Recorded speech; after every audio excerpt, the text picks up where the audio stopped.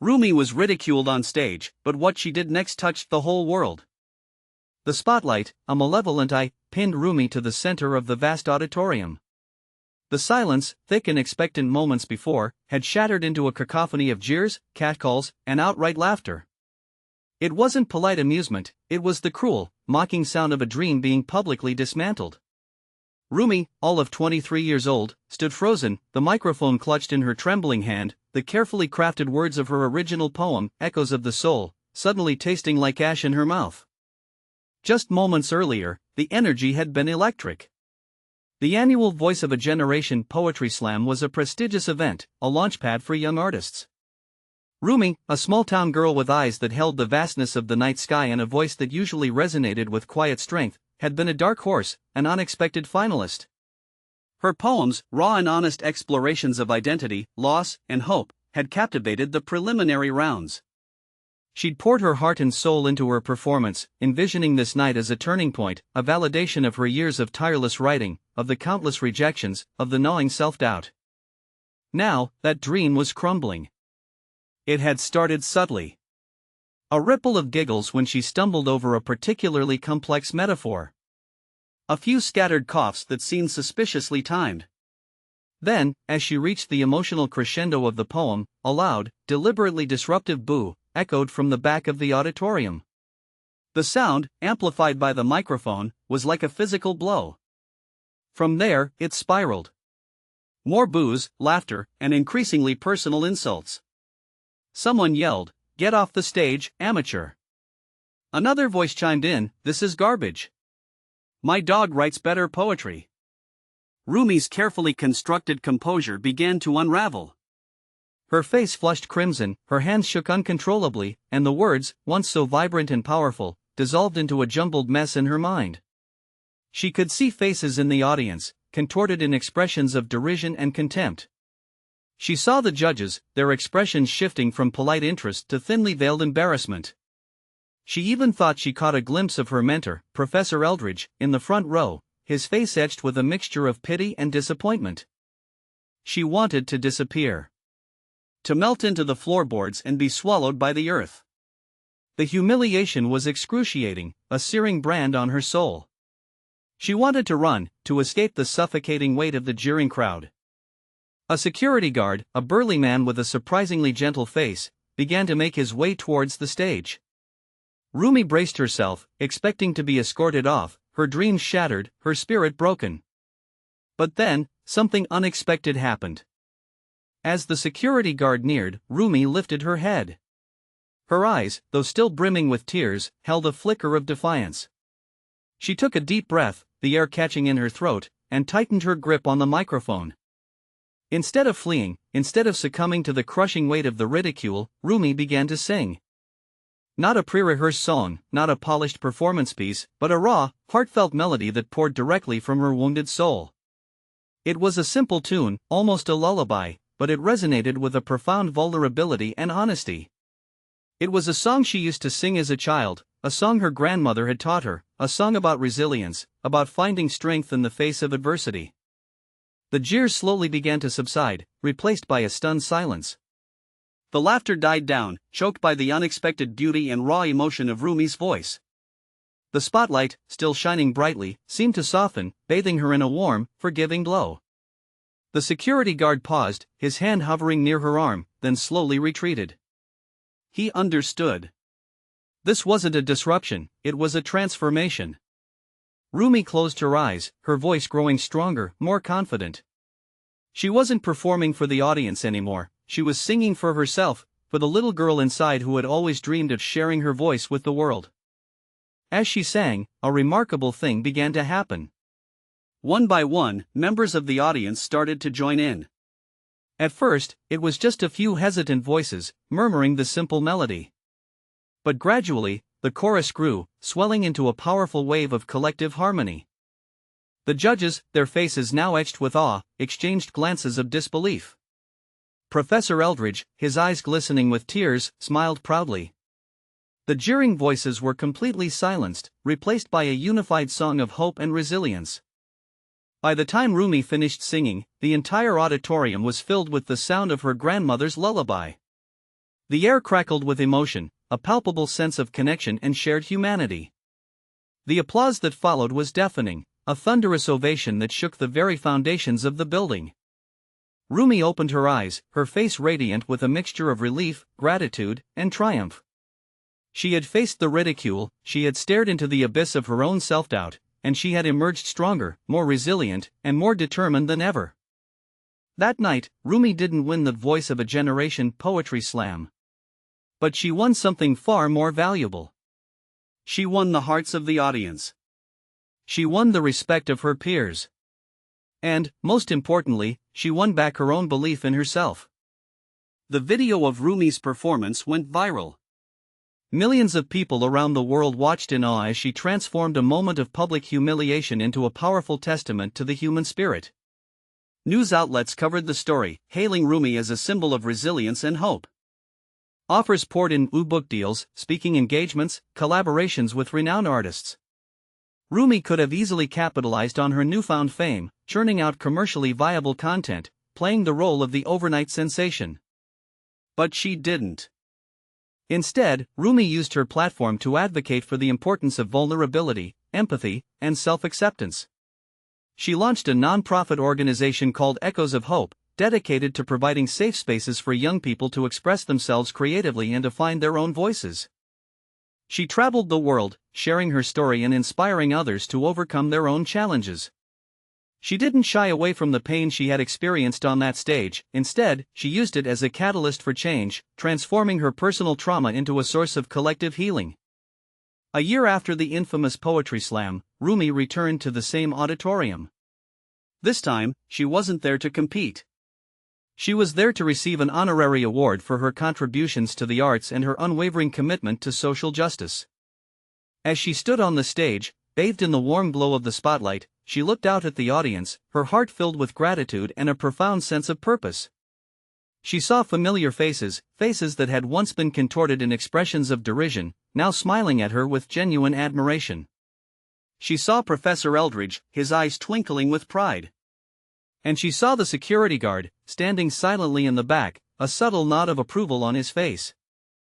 She began to recite Echoes of the Soul, the poem that had almost been her undoing. This time, the words flowed effortlessly, imbued with a newfound depth and resonance. The audience listened in rapt silence, captivated by the power of her voice, by the authenticity of her message, by the sheer force of her unwavering spirit. When she finished, the auditorium erupted in a thunderous ovation. Rumi smiled, her heart overflowing with joy. She had come full circle. She had transformed a moment of profound humiliation into a triumph of the human spirit. She had proven that even in the face of ridicule, even in the darkest of times, hope can still prevail. The world watched, inspired by Rumi's courage and resilience. She had shown them that vulnerability is not a weakness, but a strength. That empathy is not a luxury, but a necessity. And that even the smallest voice can make a profound difference in the world.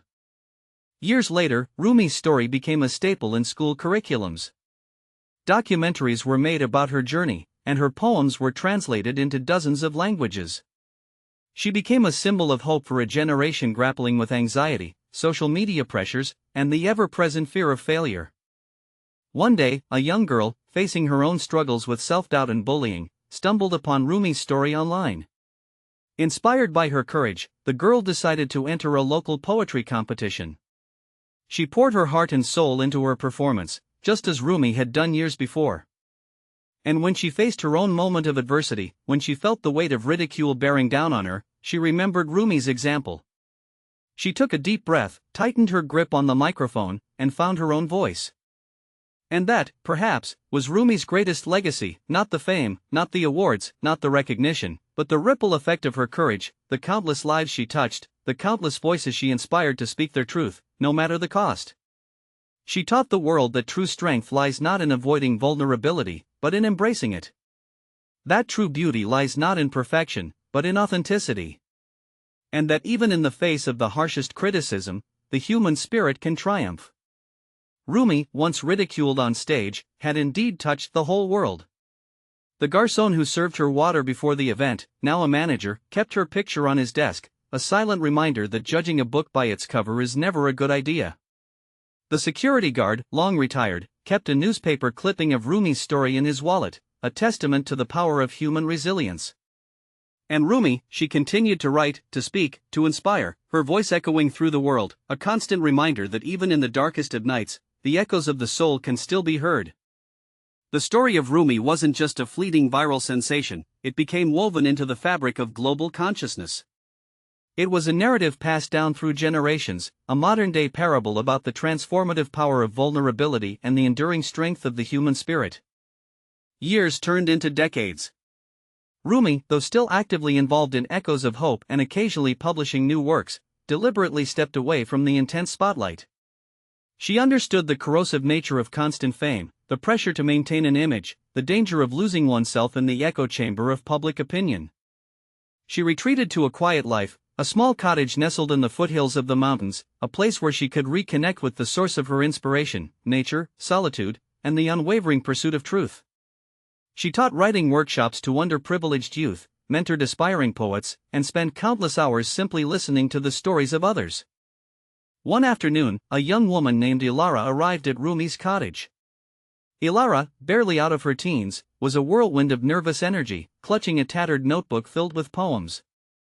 She had traveled for days, drawn to Rumi's story like a moth to a flame. Ilara confessed that she was on the verge of giving up on her dream of becoming a poet.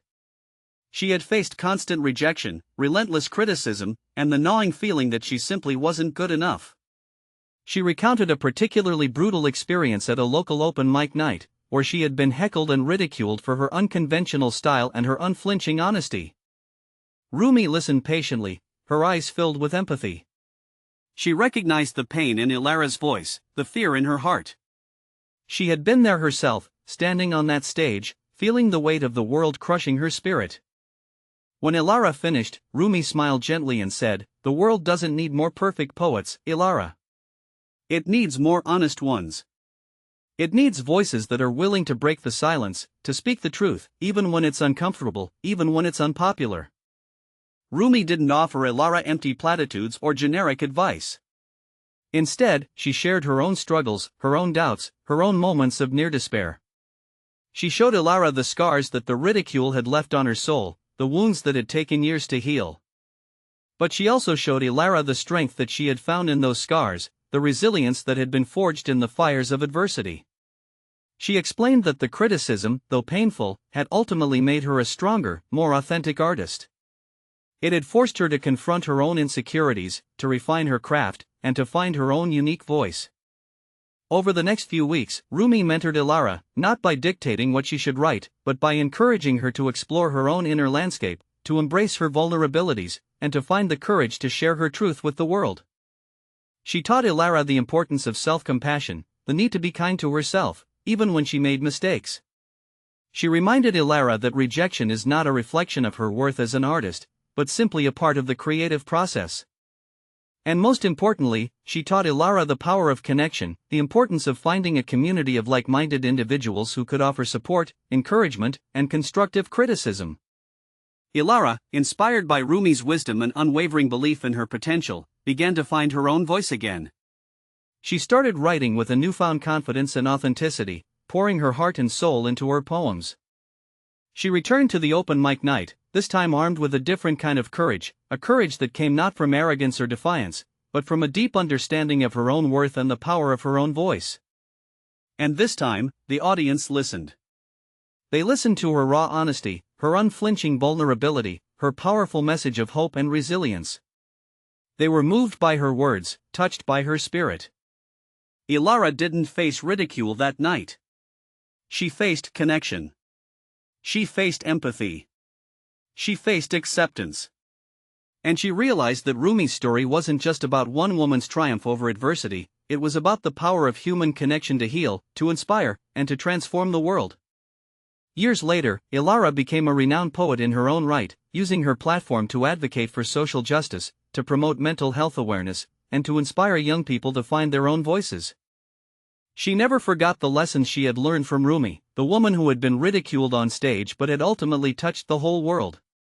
She carried Rumi's legacy with her, passing it on to future generations of artists, ensuring that the echoes of her soul would continue to resonate for years to come.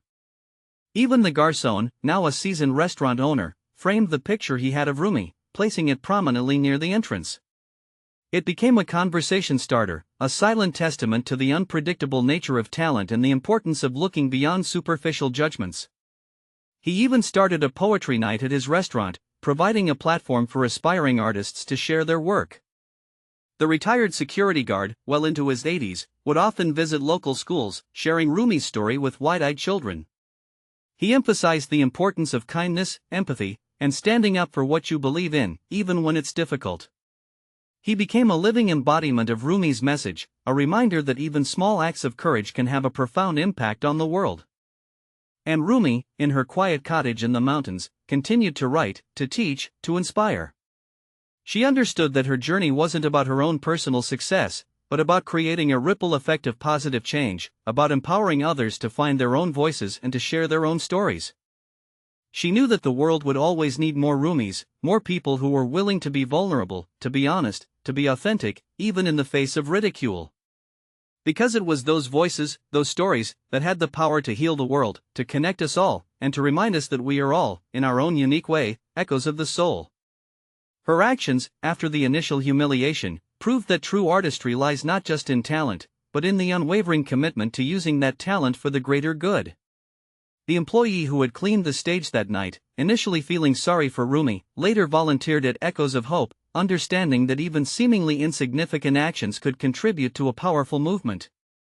The judges, initially embarrassed, revised the judging criteria for the Voice of a Generation Poetry Slam, emphasizing authenticity and vulnerability over technical perfection. Rumi's ridicule, therefore, became a catalyst for positive change, not just in her own life, but in the lives of countless others. And that, ultimately, was her greatest triumph.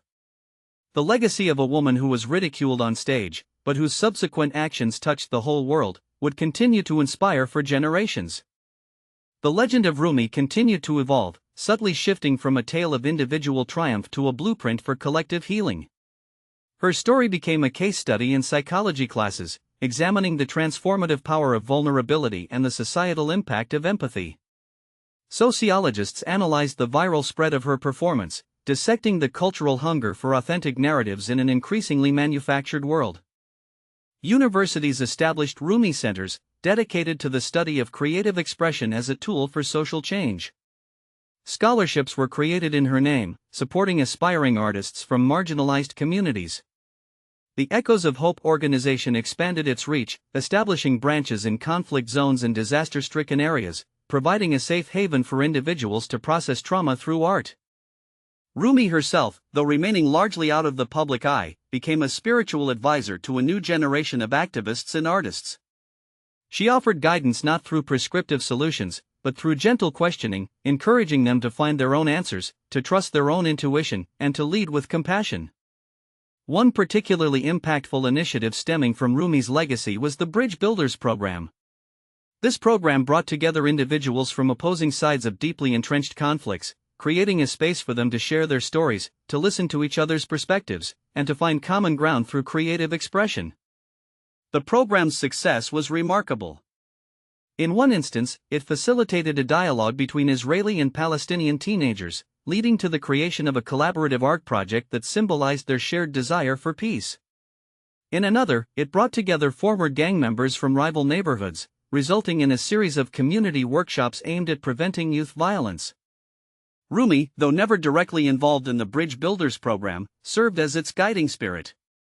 Her example of transforming personal pain into a source of collective healing inspired the participants to overcome their own prejudices and to embrace the possibility of reconciliation.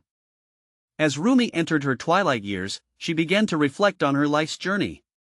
She realized that her experience on that stage, the moment of public humiliation that had seemed so devastating at the time, had ultimately been a gift. It had forced her to confront her own insecurities, to find her own voice, and to discover her own purpose. She understood that vulnerability is not a weakness, but a strength. It is the key to connecting with others, to building meaningful relationships, and to creating a more compassionate world. She also understood that empathy is not a luxury, but a necessity. It is the ability to see the world through another person's eyes, to understand their pain, and to respond with compassion. And she knew that the human spirit is capable of extraordinary resilience. Even in the face of unimaginable adversity, we have the capacity to heal, to grow, and to create a better future for ourselves and for generations to come. One crisp autumn evening, as the sun began to set over the mountains, Rumi received a visitor. It was Professor Eldridge, her former mentor, now well into his 80s himself. He had come to pay his respects, to express his gratitude for the profound impact she had had on his life and on the lives of countless others. He recounted the moment he had witnessed her humiliation on stage, the shame and disappointment he had felt, the fear that her spirit would be broken. He confessed that he had almost intervened, to protect her from the cruelty of the crowd. But then, he said, he had seen the look in her eyes, the flicker of defiance, the unwavering determination to not be defeated. And he had realized that she didn't need his protection. She had the strength to face the ridicule, to transform it into something beautiful, something powerful, something that would touch the whole world. Rumi smiled gently and said, "Thank you, Professor. Your belief in me, even when I doubted myself, meant the world to me." They sat in silence for a few moments, watching the sun dip below the horizon, painting the sky in hues of orange, pink, and purple. Then, Professor Eldridge said, "Rumi, you have truly lived up to your name. You have embodied the spirit of the great poet, Rumi, who taught us the importance of love, compassion, and the pursuit of truth." Rumi smiled again and said, "I have simply tried to be true to myself, to follow my heart, and to use my voice to make a difference in the world." As Professor Eldridge prepared to leave, he turned to Rumi and said, "You know, Rumi, that night on stage, when you were ridiculed, was the most important lesson I ever learned. It taught me that true greatness lies not in avoiding failure, but in embracing it. It taught me that the human spirit is capable of extraordinary resilience. And it taught me that even in the darkest of times, hope can still prevail." Rumi nodded, her eyes filled with tears. She knew that Professor Eldridge was right. That night on stage had been a turning point, a moment of profound transformation. It had been the crucible in which her spirit had been forged, the fire that had ignited her passion, the catalyst that had launched her on her life's journey. As she watched Professor Eldridge walk away, she realized that her story wasn't just about her. It was about all of us. It was about the power of the human spirit to overcome adversity, to find our own voices, and to make a difference in the world. It was about the importance of vulnerability, empathy, and self-acceptance. It was about the need to connect with others, to build meaningful relationships, and to create a more compassionate world. And it was about the enduring legacy of a woman who was ridiculed on stage, but whose subsequent actions touched the whole world. A legacy that would continue to inspire for generations to come. The Garçon's restaurant thrived, becoming a haven for artists and dreamers. The security guard's grandchildren learned about Rumi's courage, embodying her values in their own lives. And Rumi, in her quiet cottage, knew that her story was not just hers anymore. It belonged to the world, a testament to the enduring power of the human spirit. The employee, now a senior manager at Echoes of Hope, established a scholarship in Rumi's name, ensuring that future generations would have the opportunity to pursue their artistic dreams without fear of ridicule. The judges, forever humbled by the experience, became advocates for artistic freedom and expression, challenging censorship and promoting diversity in the arts.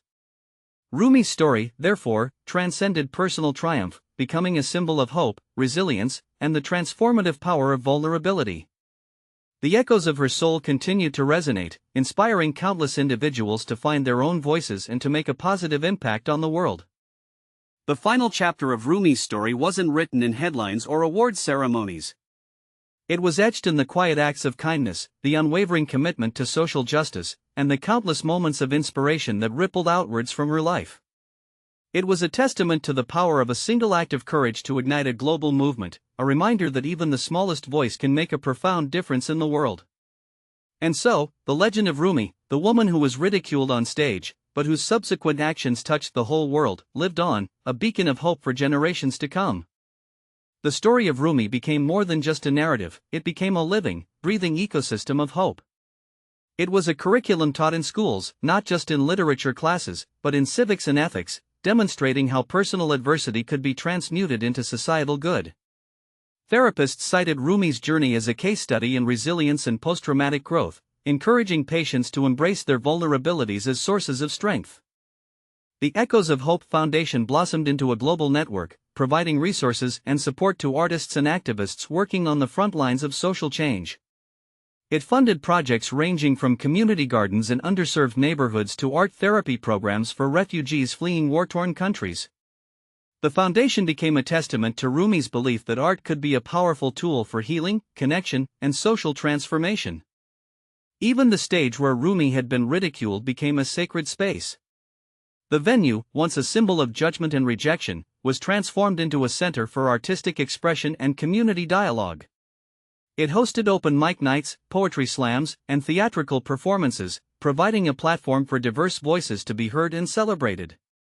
The stage, once a source of pain, became a symbol of hope, resilience, and the transformative power of art.